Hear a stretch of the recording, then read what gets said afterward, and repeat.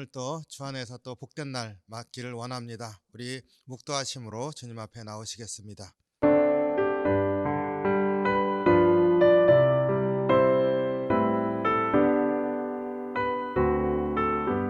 아멘. 찬송 263장 이 세상 험하고 함께 찬송합니다.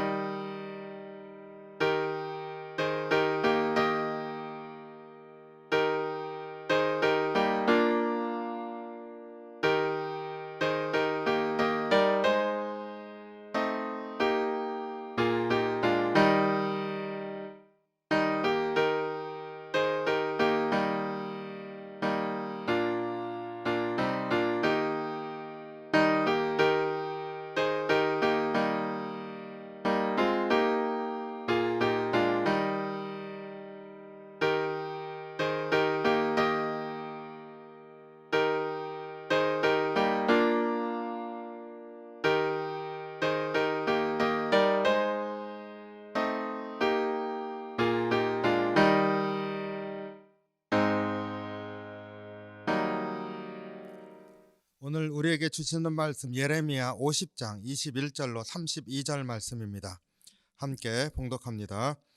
이는 여호와의 말씀이니라. 너희는 올라가서 무라다임의 땅을 치며 그곳의 주민을 쳐서 진멸하되 내가 너희에게 명령한 대로 다 하라. 그 땅에 싸움의 소리와 큰 파멸이 있으리라. 온 세계의 망치가 어찌 그리 꺾여 부서졌는고, 바벨론이 어찌 그리 나라들 가운데 황무지가 되었는고. 바벨론아, 내가 너를 잡으려고 올무를 놓았더니 내가 깨닫지 못하여 걸렸고 내 여호와와 싸웠으므로 발각되어 잡혔도다. 여호와께서 그의 병기창을 열고 분노의 무기를 꺼내문 주 만군의 여호와께서 갈대아 사람의 땅에 행할 일이 있음이라. 먼 곳에 있는 너희는 와서 그를 치고 그의 곡간을 열고 그것을 곡식더미처럼 쌓아 올려라. 그를 진멸하고 남기지 말라. 그의 황소를 다 죽이라. 그를 도살하려 내려보내라. 그들에게 화 있도다. 그들의 날, 그 벌받는 때가 이르렀음이로다. 바벨론 땅에서 도피한 자의 소리여, 시온에서 우리 하나님 여호와의 보복하시는 것, 그의 성전에 보복하시는 것을 선포하는 소리로다. 활 쏘는 자를 바벨론에 소집하라. 활 당기는 자여, 그 사면으로 진을 쳐서 피하는 자가 없게 하라. 그가 일한 대로 갚고 그 행한 대로 그에게 갚으라. 그가 이스라엘의 거룩한 자 여호와를 향하여 교만하였음이라.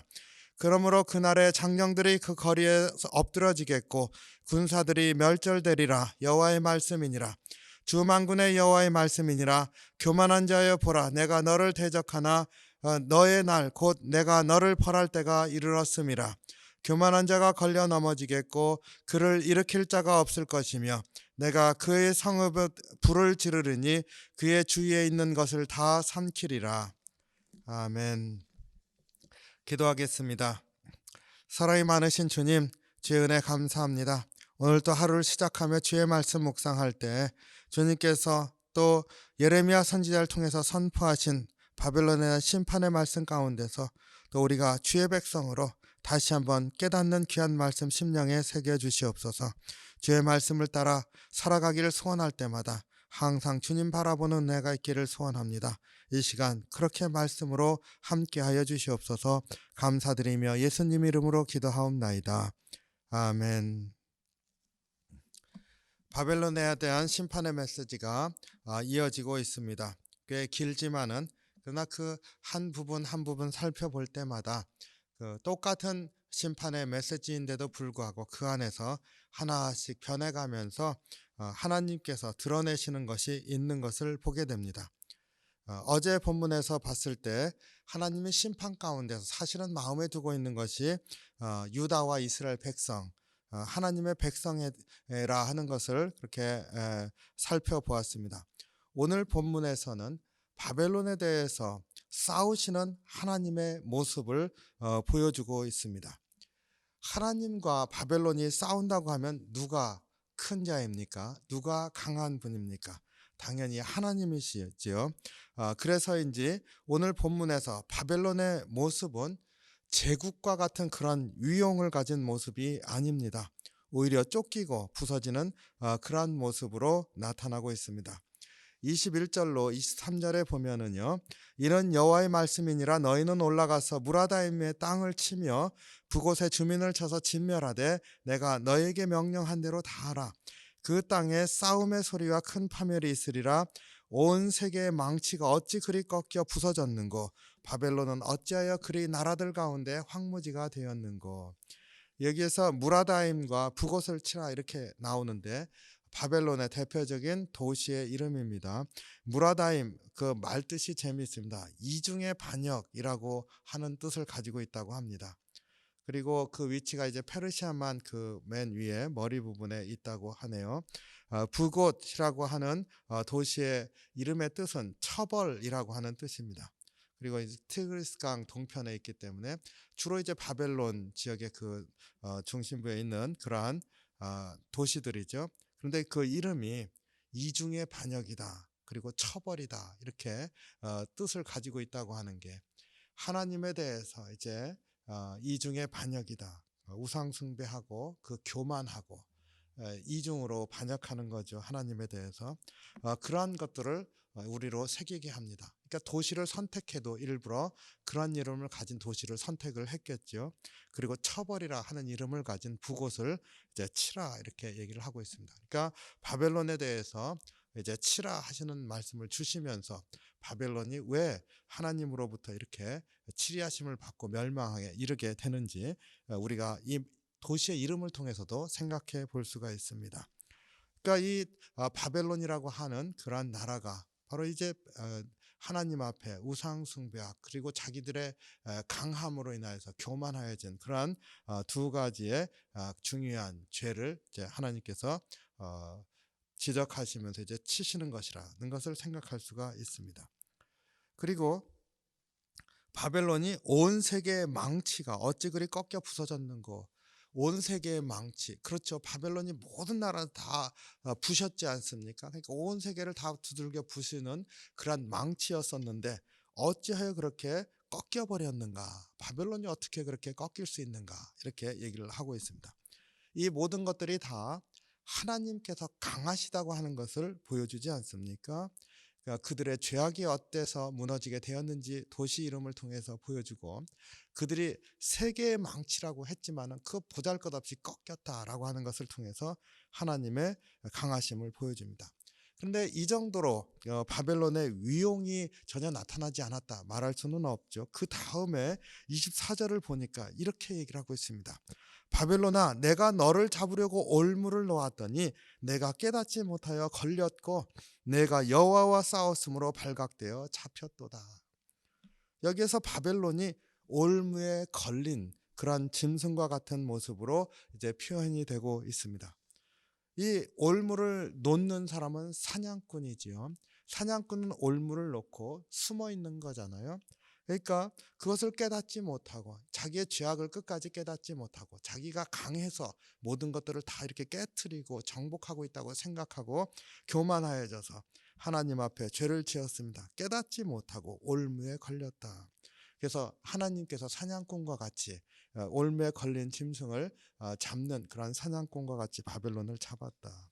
바벨론이 무엇에 비유됩니까? 올무에 걸린 짐승에 비유되고 있습니다. 하나님은 그것을 잡는 사냥꾼으로 비유가 되고 있습니다. 그러니까 제국의 모습이 전혀 없습니다. 제국이라고 한다면 큰 군대를 가지고 싸웠는데 처절하게 패했다, 뭐 이렇게 표현이 돼야 제국의 모습이지 않습니까? 그런데 하나님께서 놓으신 올무에 걸려서 이제 잡힌 그러한 짐승과 같은 모습으로 이렇게 표현이 되고 있는 것에서 하나님의 강하심이 잘 드러나고 있습니다. 바벨론은 제국의 모습이 아니라 아무것도 아닌 그러한 짐승의 모습으로 나타나고 있습니다. 하나님께서 바벨론을 칠 때 우리가 잘 아는 것처럼 메대와 바사의 연합군으로 이제 공격을 해서 무너뜨리지 않습니까? 그리고 바사 제국, 그러니까 페르시아 제국이 이제 형성이 되지 않습니까? 바로 그들을 들어서 이제 바벨론을 치시는데 하나님께서 하나님의 무기, 진짜 무기로 들어서 싸우신다, 이렇게 얘기를 해주고 있습니다. 25절에 여호와께서 그의 병기창을 열고 분노의 무기를 꺼내면 주 만군의 여호와께서 갈대아 사람의 땅에 행할 일이 있음이라. 그러니까 바벨론을 치시기 위해서 진짜 무기를 꺼내 드셨다. 이게 이제 그 페르시아죠. 그 분노의 무기, 이렇게 표현을 하고 있습니다. 하나님이 이제 진노하심으로 그들을 진멸하시고자 진짜 무기를 꺼냈다. 그 26절에 먼 곳에 있는 너희는 와서 그를 치고 곡간을 열고 그 곡식더미처럼 쌓아 올려라. 그를 진멸하고 남기지 말아라. 먼 곳에 있는 너희는, 이렇게 부른 이게 바사 메대 연합군이죠. 페르시아 제국이 되지 않습니까? 그들을 하나님이 불러오셨다. 먼 곳에 있는 너희는. 27절 그의 황소를 다 죽이라. 그를 도살하려 내려보내라. 그들에게 화가 있도다. 그들의 날 벌 받을 때가 이르렀음이라. 29절 활 쏘는 자들을 바벨론에 소집하라. 활을 당기는 자의 사면으로 진을 쳐서 피하는 자가 없게 하라. 그가 일한 대로 갚고 행한 대로 그에게 갚으라. 그가 이스라엘의 거룩한 자 여호와를 향하여 교만하였음이라. 하나님의 진짜 무기가 등장하면서 바벨론이 철저하게 무너지고 진멸당하는 그러한 것을 노래하고 있습니다. 여기에 더하여서요, 아주 결정적인 얘기가 나옵니다. 하나님께서 압도적인 힘으로 바벨론을 꺾으시는데 그 이유를 보여주고 있습니다. 28절에 보니까요, 바벨론 땅에서 도피한 자의 소리여 시온에서, 어디에서요? 시온에서 우리 하나님 여호와의 보복하시는 것, 그의 성전에 보복하시는 것을 선포하는 소리로라. 하나님께서 바벨론을 이제 심판하시고 무너뜨리시는데 그 이유를 보니까, 이제까지 하나님께서 말씀하시지 않았던 그 진짜 이유를 보니까 그게 뭡니까? 하나님의 거룩한 도성 시온을 침략했고 그 다음에 성전을 무너뜨렸다는 것이죠. 가장 큰 죄이지 않습니까? 그리고 29절 그 후반부 아까 본 본문이죠. 그가 이스라엘의 거룩한 자 여호와를 향하여 교만하였음이라. 하나님이 거룩한 자다, 하나님 앞에 교만하였다, 이렇게 얘기를 하고 있습니다. 그러니까 시온성, 성전, 거룩하신 하나님께 대항한 죄, 이것을 묻고 있다 얘기를 하고 있습니다. 우리가 신앙생활 하면서 하나님께서 이 비유로 바벨론과 같은 제국도 일개 쫓기는 짐승과 같은 그러한 모습으로 만드시고 무너뜨리시는 하나님, 그런데 그 중심에서 심판하시는 기준이 있는 것을 보게 됩니다. 그게 뭐예요? 시온성, 성전, 하나님은 거룩하신 분이시다 선포하는 이곳에서 우리가 알 수가 있습니다.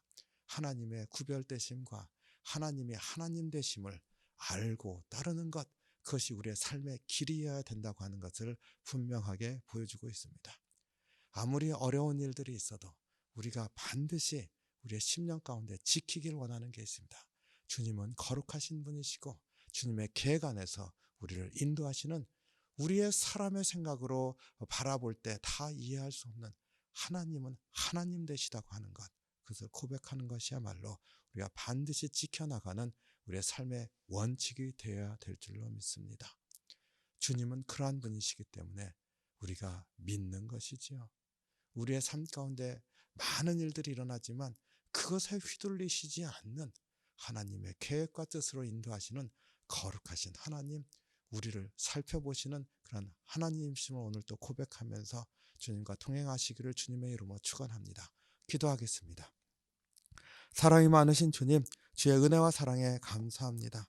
주님을 바라보며 믿음으로 서기를 소원할 때 주님께서 우리의 인생이 감히 생각할 수 없는 거룩하신 하나님이심을 기억하고, 그런데 얼마나 감사한지요. 주님이 우리를 살피시고 인도해 주시는 그 은혜를 기억하고 살 수 있게 인도해 주시옵소서.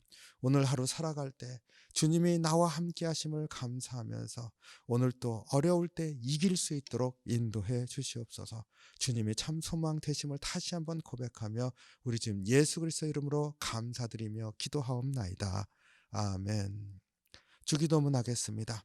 하늘에 계신 우리 아버지여, 이름이 거룩히 여김을 받으시오며 나라의 마옵시며 뜻이 하늘에서 이룬 것 같이 땅에서도 이루어지이다. 오늘날 우리에게 일용할 양식을 주옵시고 우리가 우리에게 죄진 자를 사하여 준 것 같이 우리의 죄를 사하여 주옵시고 우리를 시험에 들게 하지 마옵시고 다만 악에서 구하옵소서. 대개 나라와 권세와 영광이 아버지께 영원히 쌓옵나이다. 아멘.